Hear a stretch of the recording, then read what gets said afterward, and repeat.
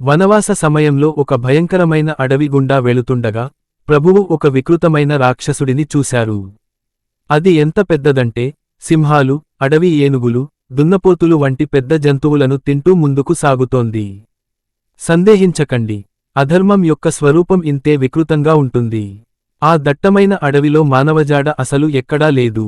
ఒక్కసారిగా ఎంత భయంకరమైన పరిస్థితి ఏర్పడి ఉంటుందో కదా. ఆ మహాకాయమైన రాక్షసుడిని చూడగానే ప్రభువు మొదటగా సీతామాతతో ఇలా అన్నారు, భయపడకు జానకి, నేను ఇక్కడే ఉన్నాను. ఇదే పౌరుషం, ఇదే రాముడు కావడం. ప్రభువు, లక్ష్మణుడు ధనుస్సులకు బాణాలు సంధించుకున్నారు. రాక్షసుడు చూసి నవ్వుతూ అడిగాడు, నా భయంతో ఇక్కడున్న మానవులంతా పారిపోయారు. ఈ చిన్న చిన్న ధనస్సుల బలంతో నిర్భయంగా ఒక స్త్రీతో తిరుగుతున్న మీరిద్దరూ ఎవరు? ప్రభువు పరిచయం చేసుకున్నారు, నేను దశరథ రాముడిని. నా భార్య సీతతో, తమ్ముడు లక్ష్మణుడితో కలిసి తండ్రి ఆజ్ఞను పాటిస్తూ మీలాంటి వారికి బుద్ధి చెప్పడానికి వచ్చాము. శిక్షణార్థం భవాదృశాం. మామూలు భాషలో చెప్పాలంటే మీలాంటి వారికి బుద్ధి చెప్పడానికి వచ్చాము.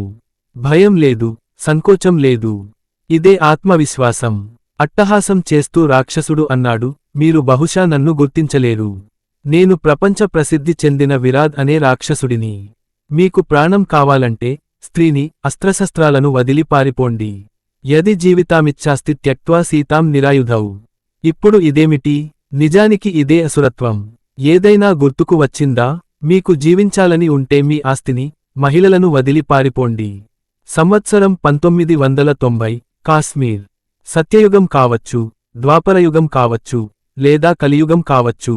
మనిషిపై రాక్షస స్వభావం ఆధిపత్యం వహించినప్పుడు వాడు ఇదే భాషను మాట్లాడతాడు.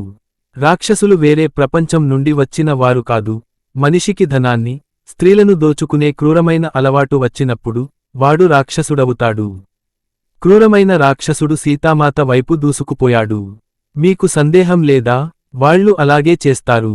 అయితే ప్రభువు ఏమి చేశారు? విరాధుడు శ్రీరాముడి వనవాసంలో ఎదురైన మొదటి రాక్షసుడు. వారితో ఎలా వ్యవహరించాలో రాముడు నిర్ణయించుకున్నారు. సందేహం లేదు, సంకోచం లేదు.